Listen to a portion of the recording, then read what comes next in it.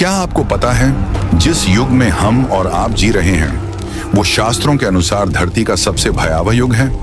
एक ऐसा समय जहां धर्म सिर्फ 25% बचा है, जहां पाप और अधर्म का बोलबाला है, जहां मनुष्य की आयु, बल और स्मृति लगातार घट रही है और इंसान रिश्तों से ज्यादा पैसों को पूजने लगा है। इतना ही नहीं, ये तो बस शुरुआत है। इस वीडियो में हम आपको कुछ ऐसी बातें बताएंगे जिनको सुनकर आपकी आत्मा तक कांप उठेगी। श्रीमद् भागवत और महाभारत में लिखी भविष्यवाणियां बताती हैं कि इस युग में भ्रष्टाचार बढ़ेगा, भूकंप, महामारी और आपदाएं आएंगी। लोग अपने ही परिवार से विश्वासघात करेंगे और धरती पर छा जाएगी राक्षसी प्रवृत्ति। शास्त्रों में लिखा है कि कलयुग में सबसे बड़ा पतन होगा रिश्तों का। पति पत्नी का पवित्र बंधन जो पहले जन्मों तक निभाया जाता था, वो इस युग में बदल चुका है धोखे और स्वार्थ में। आज आप देख रहे हैं महिलाएं अपने पतियों को धोखा दे रही हैं और पुरुष भी अपनी पत्नियों को छल रहे हैं। जहां कभी विश्वास होता था, आज वहां सिर्फ शक, लालच और वासना बची है। कलयुग की यही सबसे खतरनाक सच्चाई है। रिश्ते अब दिल से नहीं बल्कि पैसों और शारीरिक इच्छाओं से बंधे हैं, और जब रिश्तों का भरोसा ही टूट जाए तो समाज की नींव अपने आप हिलने लगती है। लेकिन यह अंत नहीं है, क्योंकि जब कलयुग अपने चरम पर पहुंचेगा तब प्रकट होंगे भगवान कल की अवतार, जो इस अंधकार को चीरकर धर्म की पुनः स्थापना करेंगे। आज इस वीडियो में हम जानेंगे कलयुग की शुरुआत से लेकर इसके अंत तक के 10 रहस्य, ऐसे रहस्य जिन्हें सुनकर आप सोचने पर मजबूर हो जाओगे। क्या हम सब धीरे धीरे उस प्रलय की ओर बढ़ रहे हैं? शास्त्रों में कहा गया है कि ब्रह्मा जी का एक दिन, जिसे कहते हैं कल्प, उसमें 4 युगों का चक्र चलता है। सतयुग, त्रेता युग, द्वापर युग और अंत में कलयुग। सतयुग में धर्म 100% था, त्रेता युग में 75%, द्वापर युग में 50%, और आज जिस युग में हम जी रहे हैं उस कलयुग में धर्म केवल 25% बचा है। यानी अधर्म, पाप और अंधकार ने 75% हिस्सा घेर लिया है। कलयुग को शास्त्रों ने पापियों का युग, धोखे का युग और मानवता के पतन का युग कहा है। यही वो समय है जब मनुष्य अपनी आत्मा की शक्ति खो देगा, रिश्तों का पवित्र बंधन टूट जाएगा और लालच के आगे इंसानियत का गला घोंटा जाएगा। कलयुग का महत्व ये है कि ये केवल अंधकार ही नहीं बल्कि ये अंतिम चरण है। इसके बाद होगा प्रलय और फिर शुरू होगा नया सतयुग यानी कलयुग। एक भयानक परीक्षा है मानवता की। महाभारत का युद्ध जब समाप्त हुआ तो धरती पहले ही खून और विनाश से भर चुकी थी, लेकिन द्वापर युग का अंत तब हुआ जब भगवान श्री कृष्ण ने इस धरती से विदा ली। कहा जाता है कि जैसे ही श्री कृष्ण ने अपना देह त्यागा, उसी क्षण धरती पर उतर आया अंधकार। यहीं से शुरू हुआ कलयुग, पाप, अधर्म और विश्वासघात का युग। शास्त्र बताते हैं कि श्री कृष्ण के जाते ही मनुष्यों के हृदय से धर्म और सदाचार का प्रकाश धीरे धीरे समाप्त होने लगा। राजा लालची हो गए, प्रजा पाप में डूबने लगी और धरती पर पहली बार फैल गई कलयुग की काली छाया। कलयुग की शुरुआत एक साधारण समय नहीं थी। ये वो क्षण था जब सत्य की ज्योति बुझ गई और धरती पर राज करने लगा अंधकार। यानी जब श्री कृष्ण चले गए तभी इंसानियत ने अपना सबसे बड़ा सहारा खो दिया, और वहीं से शुरू हुआ इतिहास का सबसे भयावह युग, कलयुग। शास्त्रों में वर्णन है कि ब्रह्मा जी के एक दिन में 4 युग होते हैं। सतयुग 17,28,000 वर्ष, त्रेता युग 12,96,000 वर्ष, द्वापर युग 8,64,000 वर्ष और सबसे छोटा, सबसे भयानक कलयुग। कलयुग की कुल आयु बताई गई है 4,32,000 वर्ष। और ध्यान से सुनिए, इस विशाल समय का केवल 5,000 साल ही बीत चुका है, यानी असली अंधकार अभी बाकी है। भागवत पुराण में लिखा है कि जैसे जैसे कलयुग आगे बढ़ेगा, मनुष्य की उम्र घटकर मात्र 20 से 25 साल रह जाएगी। शक्ति और स्मृति पूरी तरह लुप्त हो जाएंगी, समाज में अराजकता फैलेगी और धरती पापियों का घर बन जाएगी। आज हम सब सिर्फ कलयुग की शुरुआती सीढ़ियों पर हैं। सोचिए, अगर ये शुरुआत इतनी भयावह है तो अंत कैसा होगा? धर्म को शास्त्रों में 4 स्तंभों पर खड़ा बताया गया है: सत्य, तप, करुणा और दान। सतयुग में ये चारों स्तंभ अटूट खड़े थे। त्रेता युग में एक स्तंभ टूटा, द्वापर युग में 2 स्तंभ गिरे और आज कलयुग में धर्म सिर्फ एक टूटे फूटे स्तंभ पर टिका है। इस युग में लोग सत्य से मुंह मोड़ते हैं। दान सिर्फ दिखावे के लिए किया जाता है। करुणा खत्म हो चुकी है और तपस्या मजाक बन चुकी है। कलयुग की यही सच्चाई है। जहां कभी धर्म का प्रकाश चारों दिशाओं में फैला था, आज वहां केवल अधर्म की अंधेरी छाया है। यानी धर्म अब सिर्फ एक प्रतीक रह गया है और इंसानियत का संतुलन हर पल टूट रहा है। भागवत पुराण और महाभारत में साफ लिखा है कि कलयुग में मानवता का सबसे बड़ा पतन होगा। इस युग के लक्षण इतने भयावह हैं कि सुनकर ही रोंगटे खड़े हो जाते हैं। रिश्तों में विश्वास खत्म हो जाएगा। पति पत्नी एक दूसरे को धोखा देंगे। राजनीति में केवल भ्रष्टाचार रहेगा। नेता जनता की सेवा नहीं बल्कि अपने स्वार्थ पूरे करेंगे। धन ही सबसे बड़ा धर्म बन जाएगा। लोग ईश्वर को भूलकर सिर्फ पैसे के पीछे भागेंगे। प्राकृतिक आपदाएं बढ़ेंगी, भूकंप, महामारी और विनाशकारी युद्ध।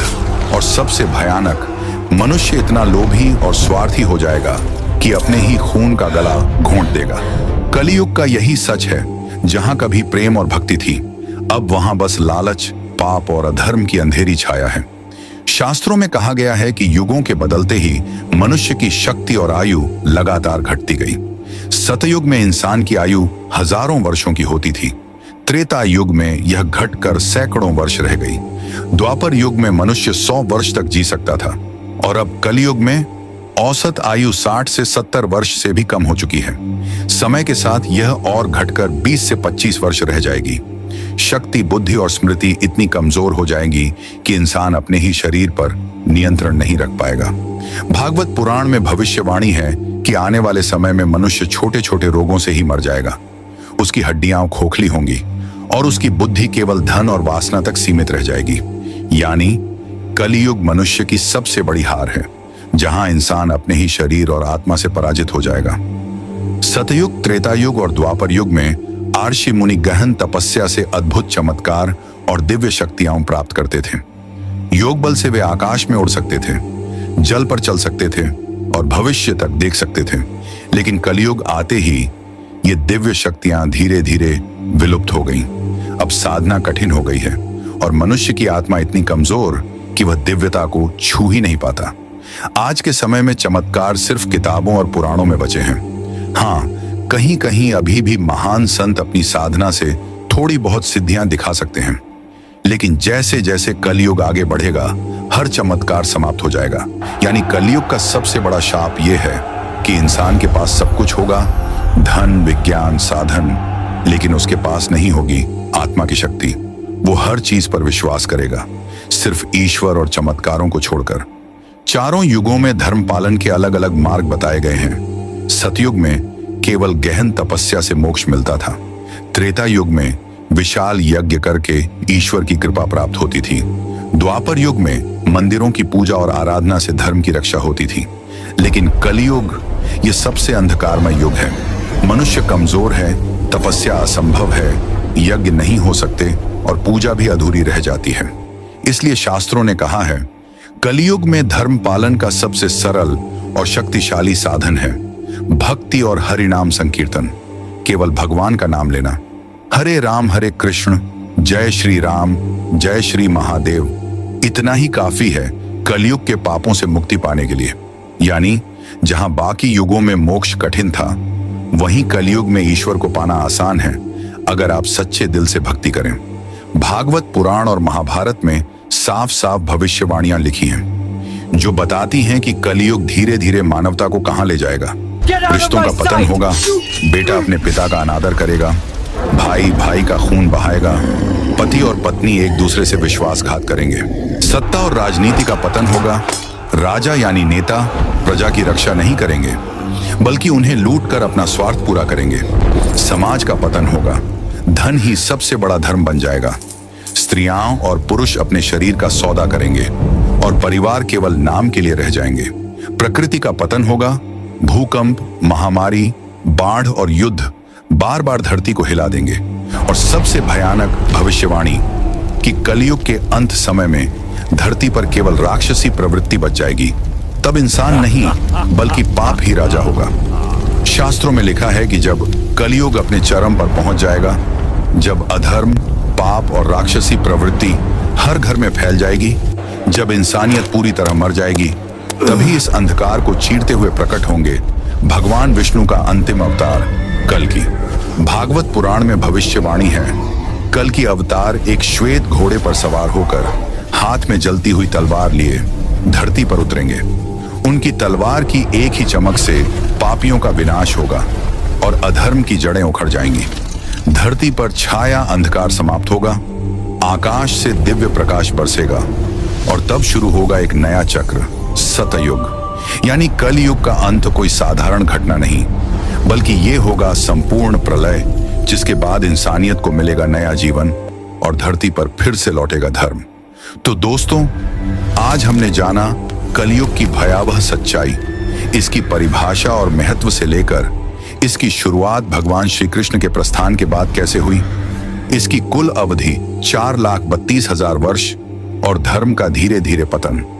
हमने देखा कि इस युग की मुख्य विशेषताएं कैसी हैं। रिश्तों का टूटना, भ्रष्टाचार, लालच, आपदाएं और विश्वासघात, मनुष्य की आयु और शक्ति का लगातार घटना, चमत्कार और गुप्त शक्तियों का समाप्त होना। लेकिन इसके बीच भी एक उम्मीद है। कलयुग में धर्म पालन का सबसे सरल साधन है केवल भक्ति और भगवान का नाम जपना।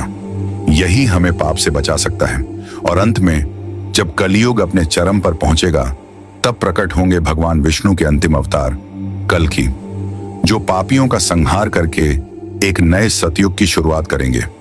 दोस्तों, कलयुग की ये सच्चाइयां हमें केवल डराने के लिए नहीं हैं, बल्कि ये हमें याद दिलाने के लिए हैं कि अगर हम धर्म और भक्ति की राह पर नहीं चले तो हम भी इस अंधकार का हिस्सा बन जाएंगे। लेकिन अगर हम भगवान का नाम जपें, सच्चाई का साथ दें और पाप से बचें, तो हम इस भयानक कलयुग में भी शांति और मोक्ष पा सकते हैं। तो सोचिए, क्या आप तैयार हैं इस युग की चुनौतियों का सामना करने के लिए, या फिर बह जाएंगे पाप की इस लहर में? निर्णय आपका है।